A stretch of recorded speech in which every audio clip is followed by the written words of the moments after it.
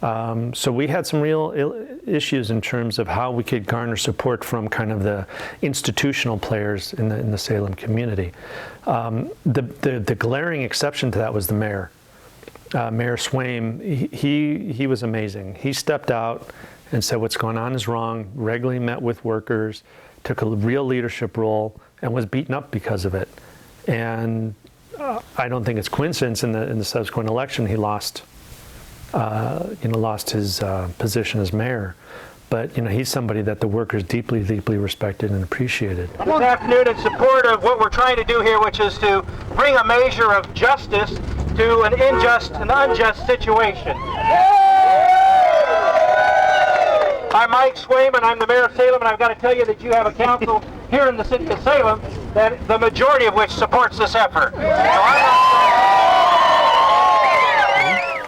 Became interested in migrant affairs as a sophomore in high school. Between my sophomore and junior year, I went up to the Fresno area and picked with the braceros, picked tomatoes in 110-degree weather, and really learned what hard work is all about, but more importantly, what the character is of migrant workers. I mean, they work so hard, they're so strong with spirit and so optimistic in circumstances that would be depressing to most of us, and just good-hearted people. And that kind of stuck with me for the rest of my life up until including today.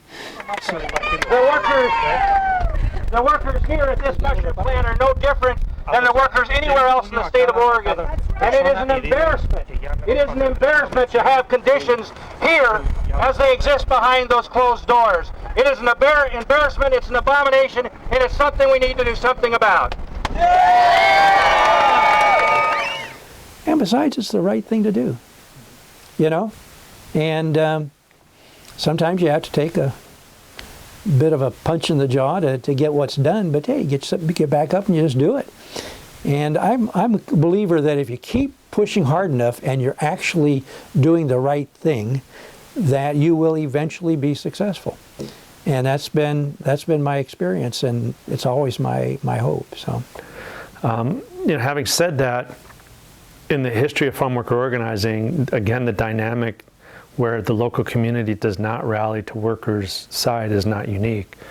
Often the power structure is such that, they clamp down and try to, stifle things. So what we had to do was go broader and look to the Portland community or Eugene or, Corvallis and mobilize people there. So when we did actions, bring out folks. In the farm worker world, it really kind of became a centerpiece because people were seeing for the first time in a major way workers standing up for themselves and saying, hey, enough.